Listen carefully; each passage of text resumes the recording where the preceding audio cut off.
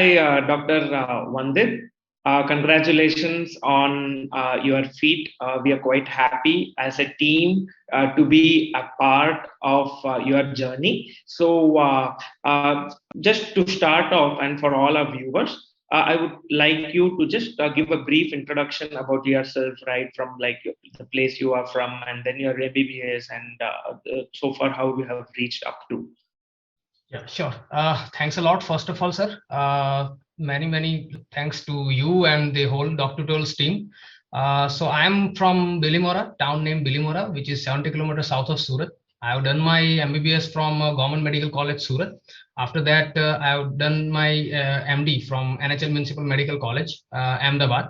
I have finished my MD July this year. And after that, since August, I started preparing for DM gastroenterology, and I got a subscription of DocTutorials then, sir. So like 3 months I have been preparing since then. Excellent. That's too good. So how much time did you take between your MBBS to get an MD? Was it 1 year or was it kind of? No, sir. I cracked the MD with in my internship itself, sir. Okay, that is good. So you are inherently a fast goer, isn't it? So because why I'm telling is to get a DM gastroenterology in an institute level exam with 3 months of preparation is not just a feat, it's just an amazing thing, because I know a lot of students who take quite a good amount of time to get to know what is the pattern, and some mistakes, especially at the level of interviews, and these things generally happen. So 3 months of preparation is just astounding to what rank you have got. This is just amazing. Can you just tell us, like, why did you first choose a branch gastro for your future as your career?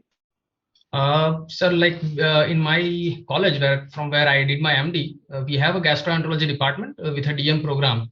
So during our second year residency, we get a 1.5 month posting in the gastroenterology department. So during that posting, sir, I developed interest in gastroenterology, sir, basically. And I feel that gastroenterology is one department which, so basically I wanted to do something which was interventional, not just sit and take history and prescribe drugs. I wanted to be more towards somewhat interventional thing. So I thought that the gastro would be perfect for me, and also for me, sir, per se, gastro is something in which we have certain protocols, because like we don't go on guesswork that okay, then this can be and like that. So basically it is written protocols are there in, I think, many of the diseases. So so that like I like that thing particularly. Sure, that's great. So I'm happy that students are choosing a branch like gastroenterology. To be frank, it's a mix of many things. One, you have a physician's mind to apply for the differentials and to think what's happening, to analyze the investigations, especially as you go on towards diseases like liver related and inflammatory bowel disease. You get a touch of managing immunosuppressants, you get a touch of managing the medical perspectives per se, where your acid base balance and all the thought processes really help you a lot.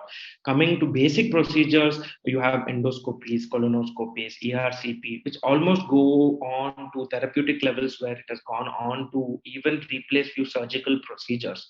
Third, there are now developments of endoscopic ultrasound, which gives us an advantage of a radiologist perspective also.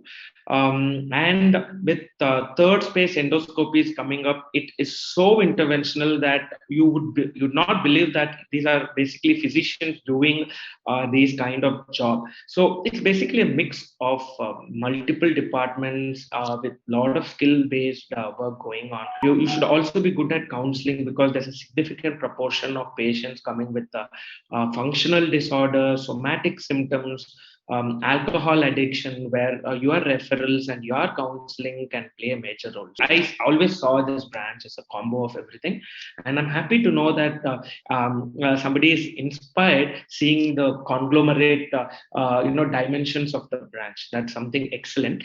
Good. Some students ask me gastro or hepat.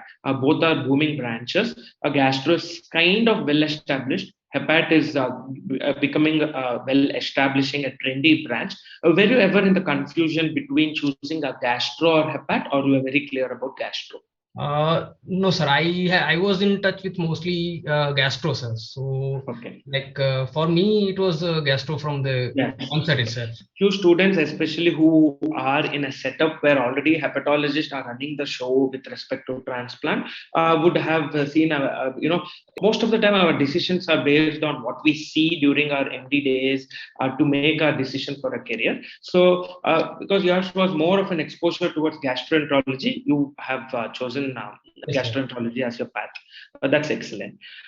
So now coming to the major question, which will be beneficial about your preparation. See, 3 months is too less a time to really, plan. So how did you divide this 3 months in your mind, and how did you start executing it? So basically, sir, I divided my time into like Neet pattern, because 60-40, that is the weightage of specialty and gastroenterology.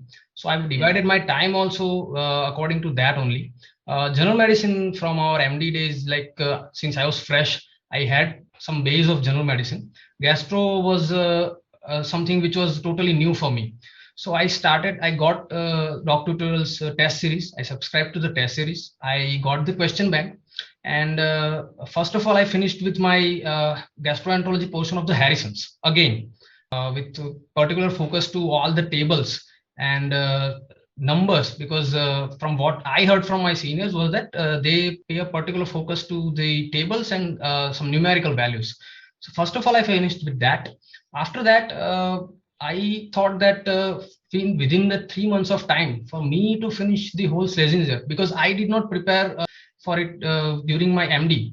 I was just focusing on general medicine during my MD. So Schlesinger was totally new for me. So I thought that let me go in a reverse way. So I first started solving the DocTutorials question bank, because question bank covers all the topics which are important pertaining to the entrance exam. So, sir, I started retrospectively. First, I solved the particular chapters. So, like chapter wise, let's say I finished gallbladder diseases from the DocTutorials question bank without any preparation, just the Harrison which I had read, and assessed myself that okay, some particular question from these topics are being asked which I need to focus. Then I retrospectively read Harrison, and also like explanations generally are given extensively with particular question in the question bank. So that one, plus if I felt I need to focus more on some topics, then I referred them from Schlesinger. Apart from that, for general medicine, I got the SS Elite test series of general medicine also. So like every week had exam of some particular topic, like let's say 1 week it was respiratory, next week it was cardiology. So it was easy for me making my schedule according to that only. So I made my schedule according to that only. I read for like 4 to 5 days. Then I solved some MCQs, and at the end I gave the exam. After which, what I used to do was after assessment, so it gave me an idea that okay, in particular, some particular exam I could perform well, in some I could not. So it gave me an idea as to some areas in which I was particularly weak. And along with that, I also I started appearing for these gastroenterology elite tests. So like we started from esophagus and then stomach and then one by one organs. So in both the areas, general medicine as well as gastroenterology, it gave me idea that okay, I need to focus on some particular topics. So I went through the question bank again and again, because one thing I particularly liked about the question bank was that Dr. Plus has given a custom module in the question bank section, so which allows you to practice the question which you have got wrong previously and which you have bookmarked So like some questions which I had bookmarked, especially I felt that numericals, I was not very good at remembering some numerical values. So I bookmarked those kind of questions. So Excellent. I practiced that those questions again and again and again. Plus, I added the topics of the elite test series in which I could not perform well. So like that, sir, I prepared for both the general medicine and the gastroenterology part, sir. So that's too good. Very extensive elaboration of how you have gone through in such a short time. Because to be, if you ask me, humanly, is it possible to do such, to even glance through such a vast reference book? It very difficult. So in 3 months, you have just chosen important topics and questions on those topics, and then being able to revise two things: one, the bookmarked ones which you felt that are important, and also things, questions where you have actually gone wrong, to reinforce the mistakes so that they don't happen again during the main exams. So that's a really well taken lesson, because many students somehow they would not be able to revise their mistakes or revise important facts, or sometimes some of the time they might have got an answer right, fluke, what I say, by just by chance, and again when the same question comes, they would not be able to get the right answer with that much confidence. So when these kind of questions you get to revise, the chances of making a mistake in the major exams will be much lesser. Second concept which you brought out is the concept behind important topics. Not all that, as examiners, when we set up some questions, we know what's important topic and what's probably not important. So we set questions based on important topics. So see, as a branch can be too vast that there may be experts in a branch, and even as a consultants, we ourselves take many years, and it's a learning process for all of us. So some of the students are of the concept that I should perfect a branch and then only I would be able to get a seat. So you have kind of broken the myth that you should know everything to get a seat. You should know important things to get a seat. Now that's what you have made very clear from your preparation time, and how retrospectively you went around to choose an important topic, then fine tune and feel that yeah, this is important, I'm not really sure about it, let me be more clear. So that concept is something which is really important, and this is a common trait among most of the rankers. You would see them kind of choose a topic, and if they feel it's important and they are not clear, they would make sure that they are clear by reading at least that one specific topic among the gamut of complex topics that are available. So that's well taken. And regarding your comment on the elite section in gastroenterology, I had prepared most of the questions based on a mixed population. One, you should have basic questions from Harrison, and a few questions from Schlesinger, and a few questions maybe on recent update which might surprise a student. So did this mix of questions really benefit you guys when you came across the questions actually in the exam, or it was just making things little difficult, or you felt that this was actually essential and this is how it should be? No, sir, I felt it was absolutely very essential, because like I can give an example. One question that you had asked during the, I think, liver exam about the albumin, that how much percentage of albumin is lost daily. And the almost exact question was asked during the INISS also. Second question, which I particularly remember and which I was not familiar before the elite test, was about the gene implicated in the NAFLD. So like these are just a few examples which I can remember, that like these were directly asked from the elite test series. So that's why, sir, because initially I also had I prepared, when I started preparing, I was not doing these things which I got wrong. But then I felt that I am making mistakes again and again in the same topic. So I felt that this thing should never happen. So that's why I started preparing for this, I started using these custom modules that let me be perfect with the topics which I have got previously wrong. Now making same mistake again and again, which is something which is not helpful at all. So that also, and like as you said, sir, that because like you are practicing since and you have gone through the process, so obviously you are familiar with the topics which are asked, and the question paper setter would be from the top institutes only. So like you must be knowing the topics which are trending in the among the gastroenterologists. So that definitely helped a lot, sir. Thank you. Thanks a lot, Dr. Vandit. That's I see when as teachers, when we sometimes take videos or take classes, set a question, a lot of emotions get into them. Sometimes how can the student be deceived, but then learn from it and things like that. So many times I felt that it's not just about questions. A crisp explanation which answers many other parallel questions would play a major role in a student's answering. You just that one or two questions could actually turn the balance many times. Just one or two questions you got right and majority got wrong, and there the rank is there for you. So this happens generally. So it's good that in a short time you were able to decide. You were decided about the branch. Now, do you feel that having two options when you choose, like you can become two different branches in a single exam, many students prepare for two branches, two broad branches, and then try to perform. So do you think it increases the efficacy or reduces the efficacy? Sir, I would say that it would be better to focus on one only, because your effort gets diverted, your effort gets divided. So, like, okay, you are totally sitting at home and preparing for one full year or six months or odd, or totally you are focusing your time after your preparation only.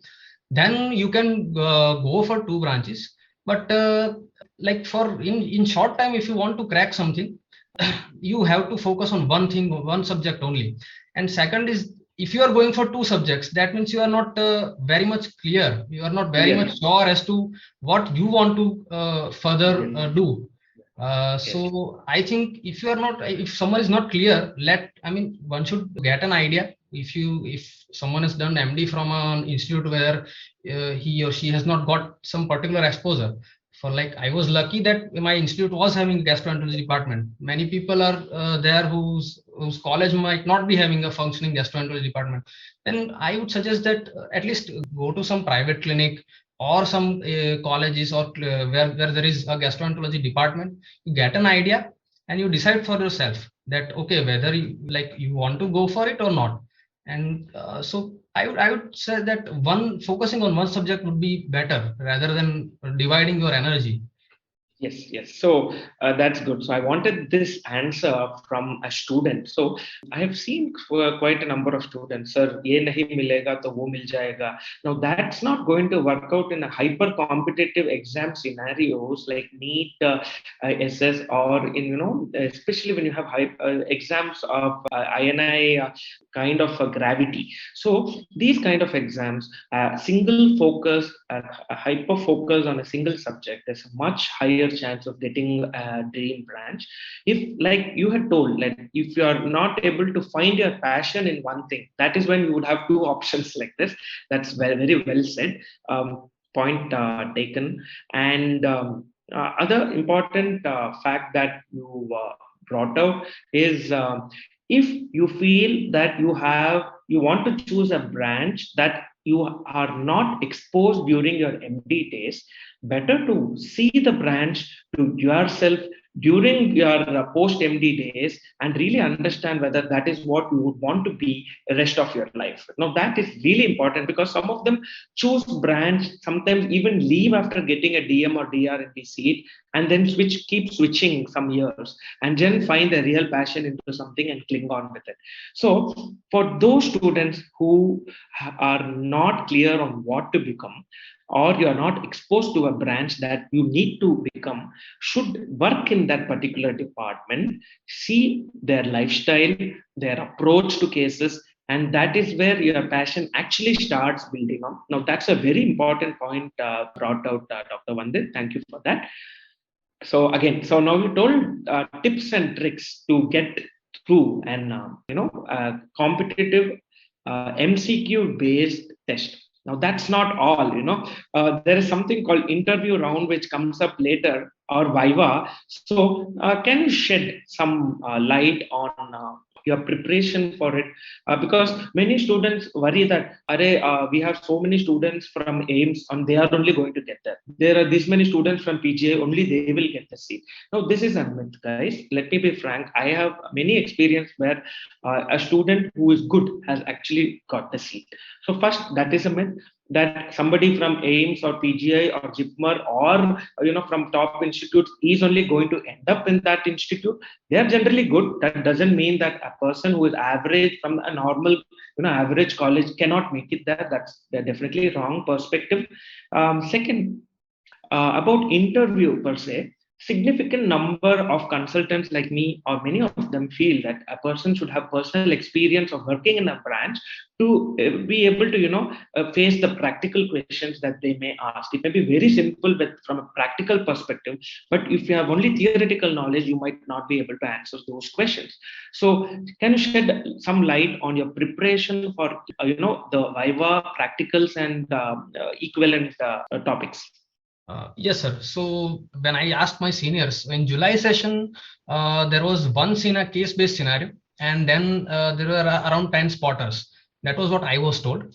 This time, sir, during my interview, I was asked only 2 scenarios, and I think it was the same case with everyone.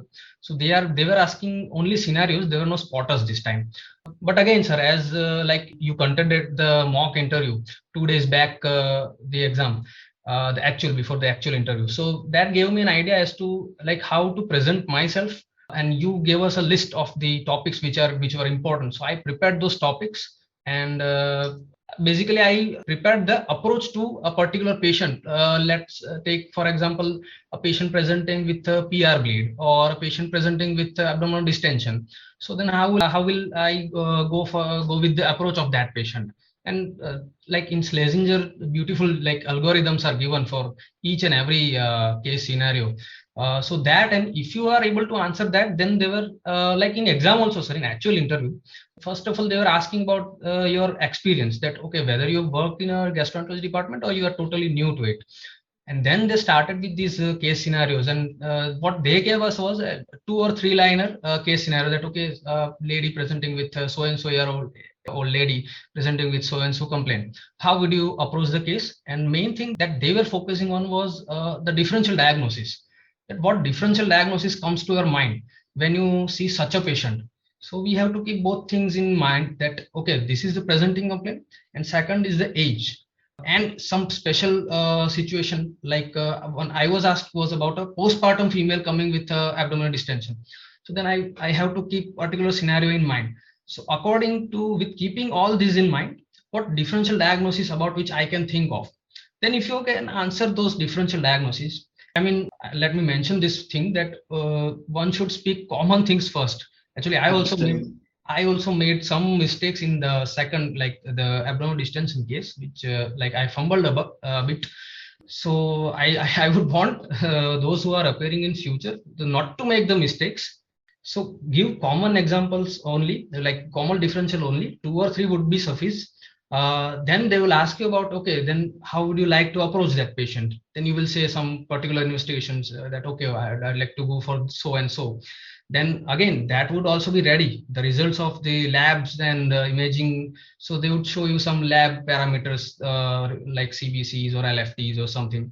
They will ask you about some imaging, that what kind of imaging would you want to get in this patient. Then if you answer correctly, they will show you that particular image of that CT or USG or whatever is there. They will ask you that, okay, this is the finding, or what are you able to make out from this image? Then if you answer that, then they will, your interview will go into like what, then how would you treat the patient? And in different scenes, they will give different scenarios, that okay, this patient has, you started treating and the patient has developed some complication. For example, like in pancreatitis, the patient is have suddenly developed a pain, or in a PR bleed, patient is having sudden abdominal distension. So like then we have to think about some, like that it might be a perforation or some complications. So a very practical based approach was there in interview. So like just reading, like if you have, so that's what I told, that if someone has worked in a setup, gastroenterology setup, then it would be very easy for him to understand the practical approach to various kind of patients and presentations which are seen in gastroenterology. Just reading textbooks would I don't think it would be much helpful for you. With regards to interview, like Yes. MCQ, one can crack anytime. Yes, that's very nicely put up by you. The way you told that actually what happens in the mind of a clinician when a patient presents with some key symptoms, what are the differentials? That is what how your approach is being tested. Second, what investigations you would do. First thing they would ask you, probably most of the time, is if you're in a peripheral setup and this patient comes, basic investigation, how would you start off? And if you're right with your answers, they will actually show you the investigations and this is what is done. So now what are you thinking? Next goes to what is the next investigation you would want to confirm this particular lab investigation. And then what is now the next management approach you would do for this patient. Then you started treatment and something happened like a complication. How are you going to manage? Now, this is a basic natural history of any patient who comes to a clinician. Now, this is what is actually tested in the interview round. So that is excellent. And surprising thing was there was no spotters. Now, that's really surprising. That actually shows us the weightage that they are not bothered about whether you know some rare instrument or whether you know some rare pick of endoscopy pick that we have never actually really seen in real life, but they are sure that they want a student who has the cerebrum to think about how to approach a basic presenting complaint. So that again reiterates the importance of approach based mindset that they are looking for. Very well put up. So not having any spotters is a real big news. Thing is, for me, it's not surprising because if you ask me whether it is spotters which is important or you trying to explain to them about your approach of how capable you are to think about in a particular condition, is many would weigh towards your approach with actually matters. So that is a taking point for many of the students who are appearing for the exams next time. So practice, you will hardly have 15 major presentations, to be max 10 to 15 major important presentation to know about differentials and to go ahead with investigations on what we are looking for in each of the investigations. So that will help most of the upcoming students who are planning for the next exam.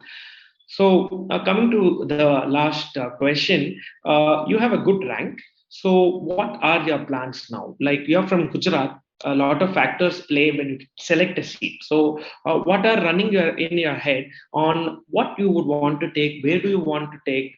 Any lights on that, Dr. Vandit, if you're okay with it? Yeah, sure, sir. So, like, first of all, I would be putting my first choice would be AIIMS Delhi. Then I will go for PGI Chandigarh. Then probably JIPMER, and then after that I will put up peripheral AIIMS like AIIMS Bhubaneswar, AIIMS Rishikesh. So far, what I have heard from my seniors and the doctors working there, that like I should put in that order only. So, Okay. like that. Excellent. So that would be the consensus of many other students also. Some of them, there may be added reasons of family commitments and what is easy for life and things like that. So based on all this, it's again a decision of taking a seat is also multifactorial, if you ask me. So I'm happy that you were able to be very vocal on your achievement and your track record, being able to tell that this is your track record and this is how I'm achieving it in this short time will be definitely beneficial to most of the students who are appearing. So someday I will get you to one of our classes and you should be able to probably share your experiences directly to the students. Welcome you. Thank you. Thanks a lot, Dr. Vandit. Very nice. It was a pleasure to talk to you. We shall keep in touch. Thanks a lot. Sure, sir. So thanks a lot to you also, to Dr. Rahul Rajiv sir also, and the whole team of DocTutorials, sir. Sir, it has been I mean, your support has been enormous for me, sir. Thank you. Thanks a lot, sir. Thank you, thank you. The best part is 3 months is unbelievable. I'm really, shell struck. Really cool. I have no words to express, because you need excessive planning, not to study extra, to be just very focused. And it's not just ended with the MCQ round, the interview round, how quickly you are able to see. I was also not very detailed, because we were also not sure spotters, so we spent some time in spotters, we spent some time in imaging. Ultimately, it was the first slide which actually mattered the most. Approach to many things, and these are the basic topics. So it sometimes things keep changing. We know where the importance is. I know they would check on approach to different cases, but talking about approach to different cases is can go on for days and days, and your time was very precious for us. So we had to concise most of the thing and tell you that this is what we can do, and please build on that. And you have taken it in the right spirit, and we are very proud of you. Keep in touch. In case you stumble upon something, you can always you have our numbers, you can always contact us. Thank you, Dr. Vandit. Thanks a lot. Thank you, sir. Thanks a lot.